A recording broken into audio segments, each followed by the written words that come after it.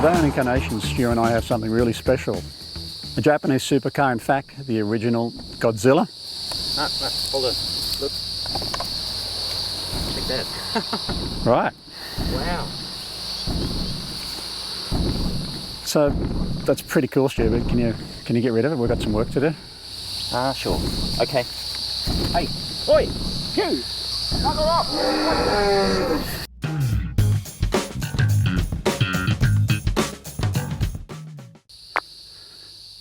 So today on inCARnation, Stu and I have something really special. It's the original Godzilla, the Nissan GT-R R32. This car was so successful in motor racing in Japan and particularly here in Australia. In fact, it was banned from competition here. We're really looking forward to seeing how it goes on the road today. Oh, nice takeoff, Mark, and it's not easy in this car. That's very good takeoff. I'm getting used to it. It's not the standard clutch. In fact, this car's got a few little V-spec bits in it, hasn't it? It does have some V-spec bits and pieces. So R32 Nissan GT-R Skyline. A Dado. Yeah, kind of. We're in a Dado. Yeah. It's a significant car in Nissan's history, or for all our American viewers, Nissan. I got to get that right. Nissan. We don't say that out here. We say Nissan. It's a great car and a significant car. A car that was built for racing. Usually they're built the other way. They're built as a road car, then they developed into race cars. This car was built as a race car, and they thought, well, we'll better homologate a few and get them on the road. But very significant racing history behind it. Only 100 of these into Australia. 2 batches of 50. Just 100 cars, $110,000, which in those days was considered an awful lot for a Japanese car. Yeah. Pedals are set up nicely for heel and toe. You give it a little blip on the throttle through there. And it gets the back out quite nicely, doesn't it? It's a little bit under-tired. It's actually a little bit under-tired. Yeah. You do feel that. Could do with a little more grip at the back. Yeah. But you could have a lot of fun with it, couldn't you? Well, I think we are. Yeah. First gear.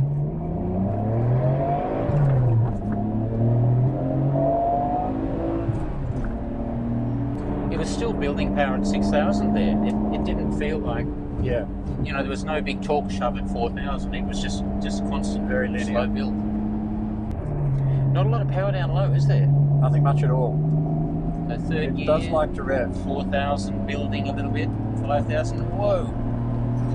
Okay, I can feel it just feeding power forward there. Yeah, it does. You can feel it when you're in mid-corner with full throttle on. Yeah. It does push onto the front. Yeah. And you do get a little bit of that understeer coming in, don't you? Yeah. You were sort of a bit then, Stu, weren't you? I was comfortable. Hey, I was chilled. You're chilled? But I could feel the back was just starting to slip a little bit, and it was pushing some power forward. That's right. And that's something you don't get in a current all-wheel drive car. But I kind of like that. You've got to drive this car. Sometimes these cars these days are just so good and so clever, and they do so much of the work for you. This is a real driver's car. You really do have to drive it. And when you're driving it quick, you've got to be really on top of it. Yeah.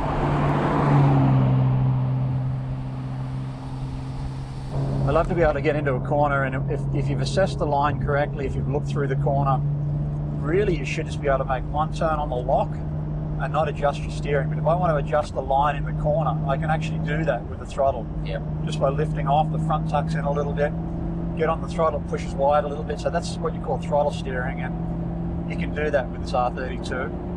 I really like that. There's not a lot of road cars you can do that really well with. Again, just through here, one lock, get on the throttle. You can really feel that grip through there. We're getting a bit of drive to the front there. You can see the dial coming up to about 20%. Oh, this car makes me sad, Mark. Do you know Why why? is that, Stu? Because I used to have one very like it, and I thought I'll buy this as an investment and keep it till it goes up in value. Yeah. Then after a couple of years, I sold it, and after it had gone down in value, now I couldn't buy it back for 3 times the price. That's right. That's the story of my car investing strategy. Buy high, sell low, and then watch them go up. For me, when I think of a GT-R Skyline, this is the car I think of, the R32. Yeah. This is the race car. this is the one that was built for racing. Of course, the subsequent R35s, recent years have done really well in GT3 worldwide. They won the Bathurst 12 Hour a few years back. Oh yeah, does grip though. So you can feel there. I mean, you know you're driving an all-wheel drive car. You can just feel that working for you. Yeah. So there's a knob on a dial on the dash that tells you how much torque it's putting to the front axle, but you can never look at it because if you're in a situation where it's putting torque forward, that means you're on like a lot of power. You're a little busy at the time, aren't you, to take your eyes off the road? It's kind of a useless dial, but. So the racing history of the R32 Nissan GT-R. Okay, well what happened was Nissan had GT-Rs way back from 1969 to 73, and then it was not until 1989 they decided to produce this one, so a long break, 15-year break, and they decided they were going to racing in the 4-litre category. So they made a motor that was 2.4 litres, which when you multiply by 1.7 comes in at just under 4 litres. So it was only a 2.4 Twin-Turbo. But they found that under that rule they could run 10-inch tyres. They said, well, that's not enough grip, so we'll make it 4-wheel drive. But when they did that, it added an extra 100 kilograms and made it too heavy. Then they said, we need more power. So they increased it to 2.6 litres, and that meant they could run in the 4.5 litre category with all-wheel drive and 11-inch wheels. So that's how it arrived at 2.6 litres. Bit of a long story, but... And they started with the race motor. So this RB26 TT motor is just fantastic. It's a bit like the Toyota 1JZ motor. It's a fantastic motor, unburstable. But this one, standard, 206 kilowatts. You compared this to cars 27 years ago and you realise just how revolutionary and how important this car was at the time. So this car is forever linked with Jimmy Richards and Mark Scaife, who drove them to win multiple Australian Touring Car Championships before the car was banned in '92. And in the Bathurst race of '92, it poured rain, lots of cars crashed, and then they had a red flag, declared Jim the winner, much to the annoyance of the Aussie fans who were hoping to have a Ford on the podium. The Aussie fans weren't really fans of the Nissan because it was just winning everything at that stage. That's right. Oh no! I don't want to be unkind to Winfield and the Nissan team, but the punter's at the top of the hill. This is the kind of send-off they wanted to see for the Nissans. Yeah. Forever linked with one of the most famous Bathurst speeches, podium speeches ever. Yeah. Here it is. Well, it's a slightly hostile reception. This is bloody disgraceful. I'll keep racing, but I'll tell you what, this is going to remain with me for a long time. You're a pack of arseholes. And it's almost 30 years ago, and it seems like yesterday. It does. So it was that good they had to ban it. So I guess that's a testimony to the Nissan engineers back in Japan, isn't it?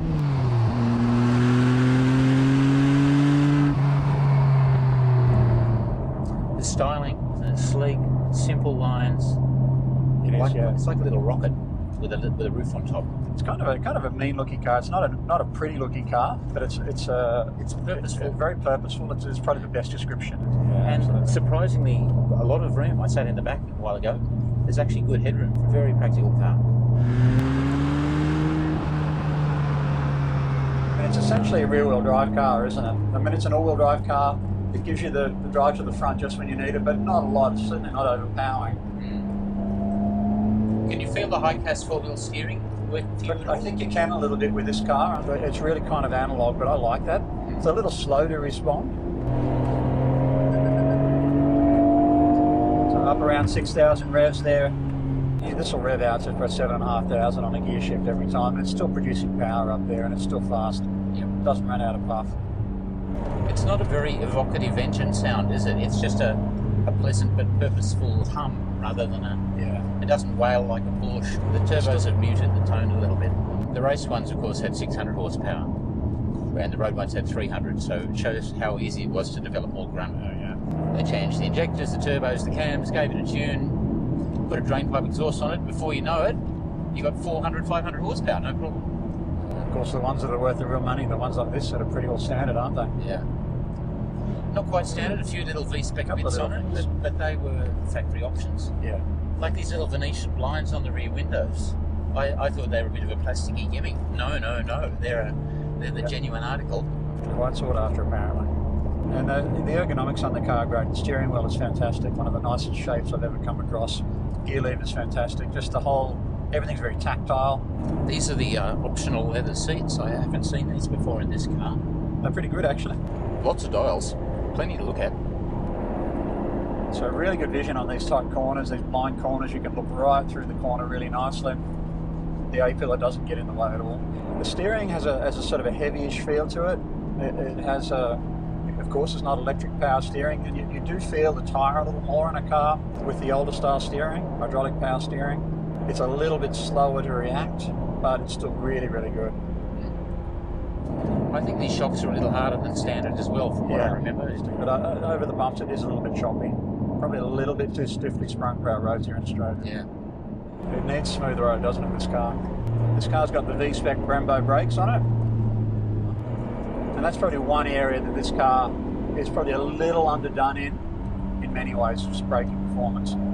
They're nowhere near as big as today's brakes when you look at them on the current Nissan GT-R. We mentioned Jimmy Richards, and he's a great guy, and you know him quite well because you've raced as your teammate and competed against him. I have, yeah. I've met him. He came and asked me for my autograph. Okay. That's hard to believe, isn't it? Advice, eh? Could I get an autograph? Could I get an autograph?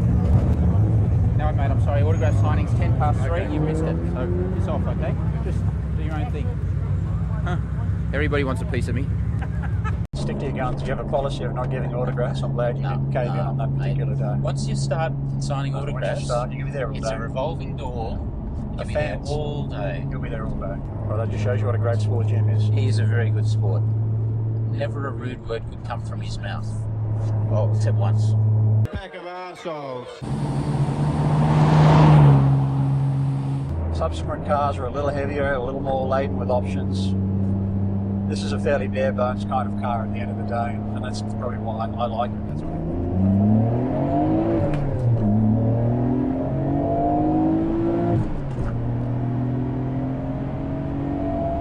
It's still building power at 6,000, but there's no big turbo shove. It's quite linear. I actually thought it'd be a bit stronger. I mean, having driven the GT3 last week, we're kind of, our frame of reference has been moved somewhat. I think you can, this car is so good, but you can just forget that you're driving a 27-year-old car. Compare this to a Porsche or a Ferrari from 27 years ago. Ferrari, really, we're talking 348 Ferrari, we're talking, what, 964 Porsche? Yep. Well before the 993 Porsche, which is revolutionary. Yeah. But the 964 will be a lot more sketchy at the limit, harder to drive. This thing's more forgiving. Definitely. And it starts to rain. That's where you want to be in this car, isn't it, really? Even on its 27-year-old tyres. Yeah, that's right. This car compared to those cars? Yeah. So you're right. Yeah, I take your point. Got a lot more tech. Kerry Packer was an Australian media magnate like Rupert Murdoch, just as much a dickhead. Wheels magazine was doing a track test of this car versus the NSX, versus the M5 BMW, versus the Ferrari Mondial. And Kerry suddenly arrived with his son in the helicopter, and then immediately got on track, and they spent hours just driving around the track in the NSX and this car, the GT-R. As he got back in the helicopter, he just said to the magazine editor, "Get me one of those." "No, f it, get me two. Get one for James as well." Unquote. Wheels magazine said it was the best handling car they'd ever driven. Right, cars for sale in Australia, R32s. Only 12? There were like 40 last time I looked. What? They're starting at 60,000 bucks? Are you kidding? Yeah, that'd be a rough one too, wouldn't it? Oh, but there aren't any rough ones now. They're all good ones. Everyone knows it. So 60 grand for an R32, 70 grand for an R33. And the R34s, oh my God, $215,000 for the cheapest one. Up to $600,000. We won't stop at the bra tree. I didn't know that bras grew on trees. I thought they were manufactured in factories. No, this is an Australian thing. Native Australian bra tree. Native flora. Wow. Well, I look forward to seeing that. Sir Jolly Swagman campfire billabong under the shade of a coolabah tree, and he sang as he watched and waited. A couple of spare undies down here. You short any, or are you okay? There's one right here that's perfect for you. Beautiful. My size. No, mate, it's way too big for you. Looks about a 48. I think that's probably the 8th wonder of the world. You can keep your Hanging Gardens of Babylon and your Colossus of Rhodes. We've now seen the Colo Bra Tree. Yeah, there it is. So tourists, if you're ever allowed to visit Australia again, make sure you come and see the Colo Bra Tree. For me, I think the attractive part of this R32 GT-R is the racing heritage attached to it. How many races in Japan did it I win? think it won 29 out of 29, I believe. Yeah, so it was built to dominate, and it absolutely did. Do you want it in your garage? I would have this in my garage, absolutely. It's probably the only Nissan GT-R I'd have, the R32. I've always loved them. It's been great for me to drive it on the road today. And Look, we have to thank Peter, the owner of this car. It's part of his collection, and he's very kindly letting us work through his collection to review for inCARnation. And Peter, thank you very much for trusting us with your beautiful GT-R. Thanks, Peter. So if you're enjoying our videos, we're trying to build up our subscriber base, so please subscribe to the channel if you like the videos, and we look forward to seeing you next time. In the meantime, let's just enjoy this car.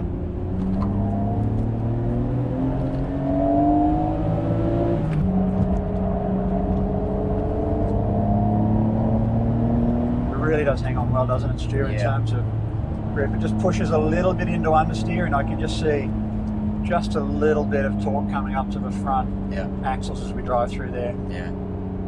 To be honest, I think these tyres are getting tired. I think they're very old. But it's very controllable. It doesn't feel like it's going to snap on you. No. It's not nasty. No. The back comes out. You can just, depending on how much you've got the back stepping out, you can drive through that with a bit of throttle on if you want to, and it just hangs on beautifully. Delivers a little bit of drive to the front, just pulls it out there really, really nicely. So that's it for inCARnation this week. Thanks for watching. Here's the score. Look, excellent score for the Nissan GT-R. See you next week.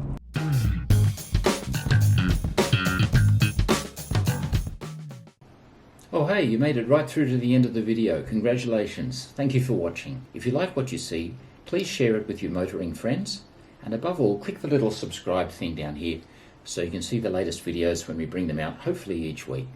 I look forward to seeing you soon.